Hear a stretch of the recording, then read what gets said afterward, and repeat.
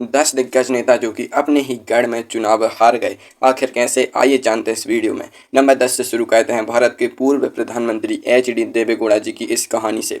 कर्नाटक की राजनीति में देवेगौड़ा जी का नाम किसी परिचय का मोहताज नहीं है। उन्हें मन्नाडेन मगन यानी धरती का बेटा कहा जाता था। वो कालीगा समुदाय पर उनकी पकड़ ऐसी थी कि वो बिना पूछे पानी भी नहीं पीते थे। साल 2019 के लोकसभा चुनाव में देवेगौड़ा जी अपनी पारंपरिक सीट छोड़कर तुमकुर सीट से मैदान में उतरे। सबको लगा कि पूर्व प्रधानमंत्री के सामने भला कौन टिकेगा, लेकिन राजनीति में जनता जनार्दन जब मूड बदलती है तो अर्श से फर्श पर आने में देर नहीं लगती। बीजेपी के जी.एस.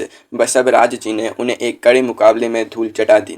देवेगौड़ा जी ने पांव तले जमीन खिसक गई।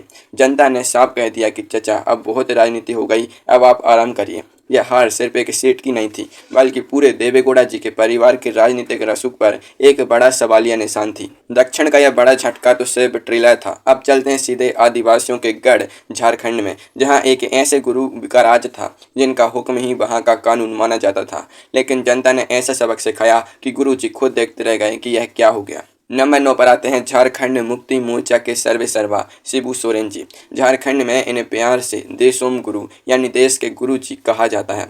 दुमका लोकसभा सीट शिबू सोरेन जी का ऐसा अभेद्य किला थी जहां वो 8 बार सांसद चुने गए थे। साल 2019 के चुनाव में सोरेन जी बड़े आत्मविश्वास के साथ मैदान में उतरे। उन्हें लगा था कि गुरु जी को भला कौन हरा पाएगा, लेकिन ट्विस्ट तब आया जब बीजेपी ने उनके सामने सुनील सोरेन जी को खड़ा कर दिया। नाम में दोनों सोरेन थे, लेकिन जनता ने असली सोरेन चुन लिया। सुनील सोरेन जी ने शिबू सोरेन जी को उन्हीं के घर में मात दे दी। गुरु जी की हवा ऐसी निकली कि राजनीतिक गलियारों में सन्नाटा पसर गया। यह हार यह बताने के लिए काफ़ी थी कि जब जनता बदलाव का मन बना लेती है तो पुराने रिकॉर्ड सिर्फ इतिहास की किताबों में ही अच्छे लगते हैं। झारखंड के गुरु जी का यह किला तो ढह गया। अब पड़ोसी राज्य बिहार चलते हैं। वहाँ एक ऐसे नेता थे जो मौसम का मिजाज देखकर सरकार बदल लेते थे। उन्हें भारतीय राजनीति का मौसम वैज्ञानिक कहा जाता था, लेकिन साल 2009 में उनका खुद का मौसम ऐसा बिगड़ा कि आज तक लोग उस उलटफेर को याद करते हैं। नंबर 8 पर नाम आता है रामविलास पासवान जी का। बिहार की हाजीपुर सीट और रामविलास पासवान जी एक दूसरे के पूरक बन चुके थे। पासवान जी ने इसी सीट से इतने भारी वोटों के अंतर से चुनाव जीता था कि उनका नाम Guinness book of world records में दर्ज हो गया था। देश में सरकार किसी की भी बने, पासवान जी मंत्री जरूर बनते थे। लेकिन साल 2009 के लोकसभा चुनाव में हाजीपुर की जनता ने मौसम वैज्ञानिक का सारा अनुमान गलत साबित कर दिया। जेडीयू के बुजुर्ग नेता रामसुंदर दास जी ने रामविलास पासवान जी को उनके ही गढ़ में ऐसी शिकस्त दी कि सब हैरान रह गए। पासवान जी का अभेद्य किला ताश के पत्तों की तरह ढह गया। जनता ने दिखा दिया कि रिकॉर्ड चाहे जो भी हो, अगर जमीन से कटोगे तो जनता आसमान से जमीन पर पटकने में 1 सेकंड का वक्त नहीं लगी। बिहार की बात और इनके बिना अधूरी रहे, ऐसा तो हो ही नहीं सकता। हाजीपुर का झटका तो बस शुरुआत थी। असली तमाशा तो पटना की नाक के नीचे हुआ, जब बिहार के सबसे बड़े राजा बाबू को अपने ही खास सिपाही सालान ने धोबी पछाड़ दी थी। नंबर 7 पर नाम आता है बिहार के सबसे चर्चित और कद्दावर नेता लालू प्रसाद यादव जी का। साल 2009 का लोकसभा चुनाव था और सीट थी पाटलिपुत्र। पटना के आसपास का यह पूरा इलाका आरजेडी और लालू जी का सबसे मजबूत गढ़ माना जाता था। लालू जी को पूरा भरोसा था कि इस सीट पर उनकी लाठी के सामने कोई टेक नहीं पाएगा। लेकिन राजनीति में जिसे आप अपना सबसे करीबी दोस्त समझते हैं, वही कभी कभी सबसे बड़ा दुश्मन बन जाता है। जेडीयू ने लालू जी के खिलाफ उनके ही पुराने और बेहद करीबी साथी रंजन प्रसाद यादव जी को मैदान में उतार दिया। रंजन जी लालू जी के सारे दांव पेच अंदर से जानते थे। नतीजा यह हुआ कि रंजन प्रसाद यादव जी ने लालू प्रसाद यादव जी को उन्हीं के गढ़ में हरा दिया। लालू जी की चपाती पर उन्हीं के दोस्त ने मूंग दल दी। इस हार ने लालू जी के राजनीतिक रसूख को ऐसा तगड़ा झटका दिया जिससे उभरने में उन्हें सालों लग गए। बिहार के समोसे से आलू गायब हुआ या नहीं, यह तो अलग बात है, लेकिन लालू जी की सीट जरूर गायब हो गई थी। अब रुख कहते हैं पंजाब का, जहां राजनीति के भीष्म पितामह कहे जाने वाले नेता को एक ऐसे आम आदमी ने हराया जिसकी उन्होंने सपने में भी कल्पना नहीं की थी। नंबर 6 पर हैं पंजाब के 5 बार के मुख्यमंत्री और शिरोमणि अकाली दल के संरक्षक प्रकाश सिंह बादल जी। पंजाब की लंबी विधानसभा सीट पर प्रकाश सिंह बादल जी का दशकों से एक छत्र राज था। साल 2022 में पंजाब विधानसभा चुनाव में 94 साल की उम्र में भी बादल जी पूरे जोश के साथ मैदान में थे। उन्हें लगता था कि पंजाब की जनता अपने इस बुजुर्ग नेता को कभी निराश नहीं करेगी। लेकिन साल 2022 में पंजाब में आम आदमी पार्टी की ऐसी आंधी चली कि बड़े बड़े दरख्त उड़ गए। आम आदमी पार्टी के उम्मीदवार गुरमीत सिंह खुडिया जी ने प्रकाश सिंह बादल जी को उनके अपने ही गढ़ लंबी में बेहद शर्मनाक तरीके से हरा दिया। दशकों पुराना किला एक ही झटके में नेस्तनाबूद हो गया। सरदार जी की राजनीतिक गाड़ी का टायर ऐसा पंचर हुआ कि राजनीति के भीष्म पितामह भी जनता के इस फैसले के आगे नतमस्तक हो गए। पंजाब की आप की आंधी अब सीधे देश की राजधानी दिल्ली पहुंचने वाली है। दिल्ली में एक ऐसी मुख्यमंत्री थी जो 15 साल तक सुपर वुमन बनी रही, लेकिन फिर एंट्री हुई एक मफलर मैन की, जिसने ऐसा झाड़ू चलाया कि सारा गढ़ साफ हो गया। नंबर 5 पर नाम दर्ज है दिल्ली की आधुनिक निर्माता कही जाने वाली शीला दीक्षित जी का। शीला दीक्षित जी लगातार 15 साल तक दिल्ली की मुख्यमंत्री रही और नई दिल्ली विधानसभा सीट उनका सबसे सुरक्षित और पक्का वीआईपी किला थी। साल 2013 के दिल्ली विधानसभा चुनाव में शीला जी को पूरा भरोसा था कि उनका विकास कार्य उन्हें चौथी बार भी जीत दिलाएगा, लेकिन तभी राजनीति के मंच पर एंट्री होती है अरविंद केजरीवाल जी की। हाथ में झाड़ू और गले में मफलर लपेटे इस नए नवेले नेता ने शीला दीक्षित जी को सीधे चुनौती दे दी। चुनावी नतीजे आए तो सब फटी आंखों से देखते रह गए।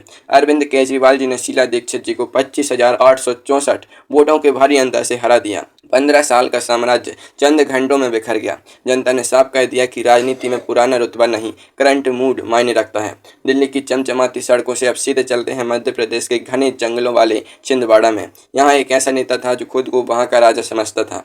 44 साल तक इस किले में परिंदा भी पर नहीं मार सका, लेकिन साल 2024 में यहाँ ऐसा तूफान आया कि राजा साहब का महल बिखर गया। नंबर 4 पर नाम आता है मध्य प्रदेश के पूर्व मुख्यमंत्री कमलनाथ जी के इस गढ़ का। छिंदवाड़ा सीट पिछले 44 सालों में कमलनाथ जी का व्यक्तिगत और पारिवारिक गढ़ रही थी।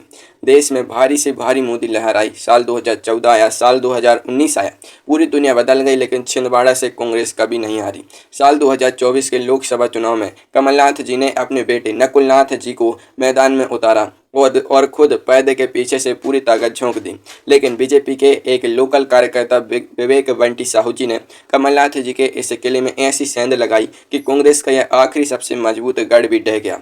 नकुलनाथ जी चुनाव हार गए और इसी के साथ कमलनाथ जी की 44 साल की सल्तनत का अंत हो गया। कमलनाथ जी का सारा कमल छिंदवाड़ा के तालाब में मुरझा गया। छिंदवाड़ा का किला टूटने का दर्द अभी कांग्रेस भूल ही नहीं पाई थी कि देश के पूर्वी हिस्से में एक ऐसी खबर आई जिसने देश के सारे राजनीतिक पंडितों को हिलाकर रख दिया। अब बात उस सेना की जो पूरे राज्य में तो दहाड़ती रही, लेकिन अपने ही पिंजरे में घिर गई। नंबर 3 पर आती हैं पश्चिम बंगाल की पूर्व मुख्यमंत्री ममता बनर्जी जी। साल 2021 का बंगाल विधानसभा चुनाव भारत के इतिहास के सबसे हाई वोल्टेज चुनाव में से एक था। ममता बनर्जी जी ने नंदीग्राम आंदोलन के दम पर ही वामपंथियों को उखाड़ा था और सत्ता पाई थी, इसलिए उन्होंने अपनी पारंपरिक सीट छोड़कर नंदीग्राम से चुनाव लड़ने का फैसला किया। उनके सामने थे बीजेपी के शुभेंदु अधिकारी जी, जो कभी ममता जी से ही सबसे खास से बरसलार हुआ कहते थे। पूरा चुनाव नाक की लड़ाई बन गया था। ममता जी पूरे बंगाल में व्हील चेयर पर घूम घूम कर खेला होबे का नारा दे रही थी। पूरा बंगाल तो टीएमसी ने भारी बहुमत से जीत लिया, लेकिन जब नंदीग्राम का नतीजा आया तो पैर तले जमीन खिसक गई। ममता बनर्जी जी अपने ही पूर्व सहयोगी शुभेंदु अधिकारी जी से एक बेहद करीबी और विवादित मुकाबले में चुनाव हार गई। पूरे राज्य में सरकार बनाने वाली मुख्यमंत्री खुद अपनी सीट हार गई। इससे बड़ा राजनीतिक कटाक्ष और क्या हो सकता है।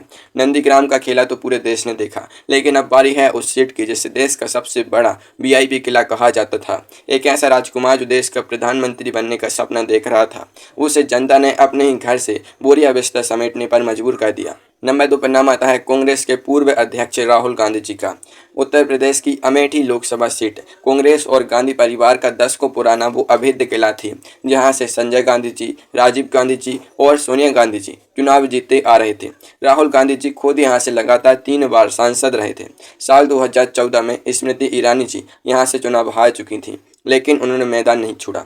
साल 2019 के लोकसभा चुनाव में स्मृति ईरानी जी ने राहुल गांधी जी को उनके ही घर में घेर लिया। राहुल जी को अति आत्मविश्वास था कि अमेठी की जनता उन्हें कभी नहीं हराएगी, लेकिन जब ईवीएम खुली तो राहुल गांधी जी लगभग 55,000 वोटों से चुनाव हार गए। गांधी परिवार का सबसे बड़ा गढ़ ढह चुका था। राहुल जी को अपनी लाज बचाने के लिए केरल की वायनाड सीट का सहारा लेना पड़ा। इस हार ने कांग्रेस पार्टी की रीढ़ की हड्डी तोड़ दी थी और यह आधुनिक भारतीय राजनीति का सबसे बड़ा उलटफेर बन गया। अमेठी की हार देखकर अगर आपको लगता है कि यह इतिहास का सबसे बड़ा शौक था, तो अपनी सांसें थाम लीजिए, क्योंकि नंबर 1 पर जो नाम है वो इस देश की सबसे शक्तिशाली महिला प्रधानमंत्री का है, जिसके सामने पूरा विपक्ष पानी भरता था, लेकिन जनता की अदालत ने उन्हें भी नहीं बख्शा। नंबर 1 पर आती हैं देश की पूर्व प्रधानमंत्री इंदिरा गांधी जी। साल 1977 का लोकसभा चुनाव भारतीय लोकतंत्र का सबसे बड़ा टर्निंग पॉइंट था। इंदिरा गांधी जी ने देश में 21 महीनों का कड़ा आपातकाल यानी इमरजेंसी लगाई थी। विपक्ष के सारे बड़े नेता जेल में थे। इंदिरा जी को लगता था कि देश की जनता उनके डर और रसूख के आगे झुक जाएगी। रायबरेली सीट को नेहरू गांधी परिवार की सबसे सुरक्षित सीट माना जाता था, लेकिन जनता के दिल में इमरजेंसी का गुस्सा खोल रहा था। जनता पार्टी के नेता राज नारायण जी ने इंदिरा गांधी जी को रायबरेली की इसी सीट पर चुनौती दी। जब चुनाव के नतीजे आए तो पूरे विश्व की मीडिया सन्न रह गई। देश की sitting prime minister Indira Gandhi ji खुद अपने ही गढ़ रायबरेली से चुनाव हार गईं। यह स्वतंत्र भारत के इतिहास की सबसे बड़ी जाइंट किलिंग थी। जनता ने साबित कर दिया कि लोकतंत्र में घमंड तो रावण का भी नहीं रहा, तो किसी राजनेता की क्या बिसात। इंदिरा गांधी जी की यह हार आज भी हर नेता के लिए एक सबक है कि जनता को कभी हल्के में नहीं लेना चाहिए।